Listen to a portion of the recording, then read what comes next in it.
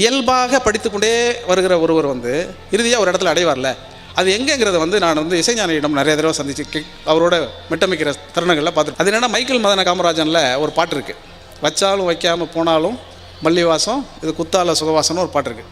அந்த பாட்டு கம்போஸ் பண்ணும்பொழுது இசைஞானி வந்து அவர் மனசுக்குள்ளே ஒரு மெட்டு வச்சுட்டு தான் எப்போதுமே இசையமைப்பார். மெட்டு மட்டும் இல்லை, வரிகளுமே அவருக்குள்ளே இருக்கும். அப்போ வாலி ஐயா வந்து அதுக்கு எழுத வருகிற பொழுது என்ன இது மெட்டுனோடனே தன்னான தன்னான தன்னான தன்னானன்னு சொல்லியிருக்கிறார். ஐயா ஏதோ ஒன்று எழுதி கொடுத்துருக்குறாங்க. கொடுத்தோன்னே இல்லை இது நான் வேறு மாதிரி நினச்சிருக்கிறேன் அப்படின்னு சொன்னோடனே, என்ன நினச்சிருக்கீங்க அப்படின்னோடனே, இல்லை நல்ல வரிகள் வந்து ரொம்ப அழுத்தமாக விழணும் அப்படின்னு சொல்லியிருக்கிறார். அழுத்தமாக விழணும்னா அந்த சந்தத்தை மறுபடி இசைஞானி அவர்கள் அவர்கிட்ட விளக்கி சொல்லும்போது, துப்பாருக்கு துப்பாய துப்பாக்கி துப்பாருக்கு துப்பாய தூவும் மலை, வச்சாலும் வைக்காமல் போனாலும் மல்லி வாசம் பாட்டு இருக்கு இல்லையா. இதை நீங்கள் சொல்லி பார்த்தீங்கன்னா ஒரு ஓசை உங்களுக்கு வருது இல்லையா. நீங்கள் படிக்கும்பொழுது அப்படி படித்து பார்த்தீங்கன்னா ரொம்ப ஆச்சரியமாக இருக்கும். நீங்கள் சினிமா பாட்டு இப்படி கேட்டு பாருங்களேன். நீங்கள் சினிமா பாட்டு நான் வந்து என்னுடைய மகளுக்கு சொல்லுகிற பொழுது என்ன சொல்லுவேனாக்கா, நீ வந்து ரொம்ப கஷ்டமாக இருக்குன்னா ஒன்றும் இல்லைப்பா, சினிமா பாட்டு எடுத்துக்கோ, உனக்கு பிடிச்ச பாட்டு ஏற்ப இந்த வரிகளை வச்சு படித்து பாரு, உன் மனசுக்குள்ள பதிஞ்சிரும் அப்படின்னு சொல்லி நான் அப்படி தான் படிச்சிருக்கிறேன். நான் அப்படி படித்து பார்த்தீங்கன்னா நிறைய பாடல்கள், சங்க பாடல்கள், நிறைய இடைக்காலத்தில் வந்திருக்கக்கூடிய நிறைய இலக்கியத்தில் இருக்கக்கூடிய முக்கியமான விஷயங்கள் எல்லாமே சினிமா பாட்டுக்குள்ளே இருக்குது. இது யாரும் சொல்கிறதில்ல அல்லது விளக்குறதில்ல. அப்படி சொன்னால் இந்த பாடல்களுக்குள்ளே என்னென்னலாம் நிகழ்ந்துருக்குங்கிறத வந்து நீங்கள் ரொம்ப ஆச்சரியகரமாக பார்க்கணும். ஒன்றும் இல்லை, ஒரு நெஞ்சில் ஒரு ஆலயம்னு சொல்லிட்டு ஒரு திரைப்படம். அந்த படத்தில் வந்து அந்த படம் எல்லோரும் பார்த்துருப்பீங்க. எனக்கு தெரிஞ்சு இருக்கிறவங்களாம் பார்த்துருக்கக்கூடிய வயது உரியவர்கள்ங்கிறதுனால எல்லாருமே கண்டிப்பாக பார்த்துருப்பீங்க. அந்த கதையும் எல்லாருக்கும் உங்களுக்கு தெரியும். இப்போ முத்துராமன் வந்து கூப்பிட்டு சொல்லுவார், இது மாதிரி அவருக்கு மரணம் உறுதியாயிரும், நீ வந்து கல்யாண புடவை கட்டிக்கிட்டு கல்யாணத்தன்னைக்கு எப்படியெல்லாம் நகை எல்லாம் போட்டுக்கிட்டு அந்த புடவையெல்லாம் கட்டிகிட்டு வந்தியோ அது மாதிரி வா அப்படின்னு அவர் சொல்லுவார். கணவன் இறந்து போகிறாரு, மனைவிக்கிட்டே இப்படி ஒரு கோரிக்கை வைக்கிறார். மனைவியோட மனநிலை எப்படி இருக்குங்கிறதெல்லாம் நம்ம யோசிக்க முடியும். அந்த மாதிரி ஒரு சுச்சுவேஷன், அதுக்கெல்லாம் பாட்டு அப்படி யோசிச்சிருக்காங்களே, இப்போல்லாம் அப்படி ஒரு சுச்சுவேஷன் வரமாட்டேங்குதுங்கிறது எனக்கெல்லாம் ரொம்ப ஆதங்கமாக இருக்குது. இதெல்லாம் இதை கேட்ட பிறகு திருப்பி கூட அப்படி சுச்சுவேஷன் கொடுக்காம அப்படி நல்ல சுச்சுவேஷன் வைக்காமல் நம்ம இயக்குனர் தம்பிகள்லாம் இருக்கிறாங்களேங்கிற வருத்தம் ஒரு பக்கம் இருந்தால் கூட எப்படி வச்சுருக்காங்க பாருங்களேன். இப்போ அந்த அம்மா பாயிண்ட் ஆஃப் வியூவில் பாட்டு, அந்த அம்மா என்ன பாடுறாங்க, இந்த பாட்டை வந்து ரொம்ப நுட்பமாக நீங்கள் எல்லோரும் கவனிச்சிருப்பீங்கன்னா கூட நான் எப்படி கவனிச்சேங்கிறத பாருங்கள். அந்த மரணத்தை அவர் என்ன சொன்னார் இந்த பாட்டுக்குள்ளே, அந்த காட்சியை வந்து அவர் சொல்கிறார். அந்த காட்சியை விவரித்து ஒன்று ஒன்றா சொல்லிகிட்டே வர்றார். என்ன நினைத்து என்னை அழைத்தாயோ, ஏன் இந்த கோலத்தை கொடுத்தாயோ, முன்னம் இருந்த நிலை நினைத்தாயோ, முகத்தை பார்த்து கொள்ள துடித்தாயோ, இதெல்லாம் நானே எழுதிடுவது, கண்ணதாசனே தேவையில்லைன்னு வச்சுக்கோங்க.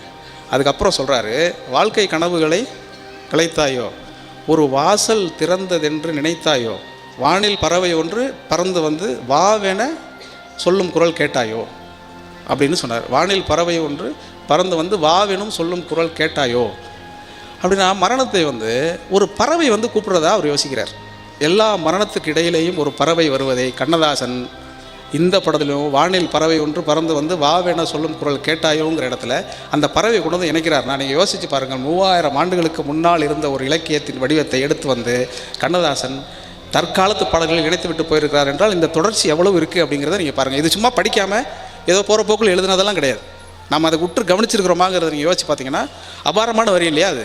அதை விட கடிச்சு அடுத்து சொல்லுவார், அதாவது உன்னை வந்து நான் அந்த பரந்தாமன் கேட்டாலும் தருவேனா அப்படின்னு ஒரு வரி போடுவார். கடவுளே வந்து கேட்டால் கூட உன்னை நான் கொடுக்க மாட்டேன், அப்படியே அந்த தலைவன் வந்து உயிர் கொடுன்னு கேட்டால் ஏன் உயிரை தான் நான் கொடுப்பேன். இது கொஞ்சம் பண்பாட்டா இன்றைக்கி இருக்கிற பெண்ணியவாதிகள் இதை ஏற்றுக்குவாங்களாங்கிறது தெரியல. செத்து போனால் போடா, இது கேட்கற நான் சாகணும் அப்படின்னு சொல்லிட்டு போயிடுவாங்க.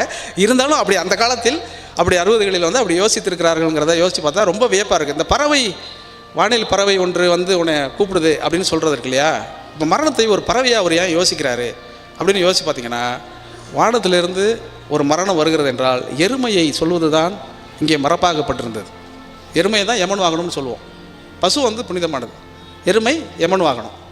அதெல்லாத்தையும் முறியடிக்கக்கூடிய ஒரே ஒரு வார்த்தையை அச்சம் என்பது மடமையடா, அஞ்சாமை திராவிடர் உடமையடான்னு எழுதுனதுனால அவருக்கு வந்தது. அதுக்கு பிறகு அவர் நிறைய வேறையும் எழுதியிருக்கிறார், அதெல்லாம் வேறு. அது அந்த மேடைக்கு பேசும்போது நம்ம அப்போ பேசலாம். ஆனால் இப்படி யோசித்து பார்த்தால் எவ்வளவு ஆச்சரியகரமான விஷயங்களை தொடர்ச்சியாக இந்த நிலத்தோடும் இந்த பண்பாட்டோடும் இந்த வாழ்வோடும் இணைத்து இணைத்து இணைத்து இந்த திரைப்பட பாடல்கள் வந்திருக்குன்னு யோசிச்சிங்கனாக்கா ரொம்ப ஆச்சரியகரமாக இருக்கும். நீங்கள் சினிமா பாடல்களை இப்போது இனிமேல் நீங்கள் கேட்கக்கூடிய உங்களுடைய பார்வைகளே மாறிப்போங்கிற நம்பிக்கை எனக்கு இருக்கிறது.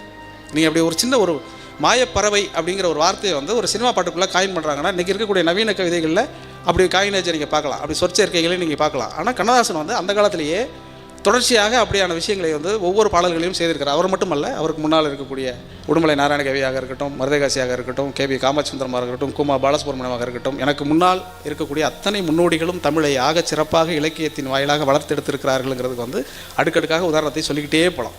அப்படியெல்லாம் சொல்லிக்கிட்டே போகிற பொழுது இப்போ நீங்கள் என்ன சார் பண்ணீங்க அப்படின்னு கேட்டால், அந்த பரந்தாமன் வந்தாலும் அந்த பரந்தாமன் வந்து கூப்பிட்டா கூட நான் உன்னை கொடுக்க மாட்டேன்னு சொன்னார் இல்லையா, அதை நான் என்னுடைய முதல் பாட்டிலே எழுதிட்டேன். நான் பல்லாங்குழியில் வட்டம் பார்த்தேன் பாட்டில் இறுதியில் வரும், கடவுள் வந்து கேட்டால் கூட காணிக்க இட மாட்டேன் அப்படின்னு. கடவுள் வந்து கேட்டால் கூட அந்த காசை கொடுக்க மாட்டேன் அப்படின்னா, கடவுள் கொடுக்க மாட்டேன்னு அவர் கண்ணதாசன் சொல்லியிருக்கிறாருன்னா அதோட தொடர்ச்சியாக இன்னொரு இடத்துல நம்ம சிந்திக்கிறோம். அப்படி இந்த சிந்தனைகள் என்பது ஊடாட்டமாக மாறி மாறி மாறி மாறி வந்து கொண்டே இருக்கிறதுங்கிறது சினிமா பாடல்கள் இருக்கக்கூடிய நுட்பம்.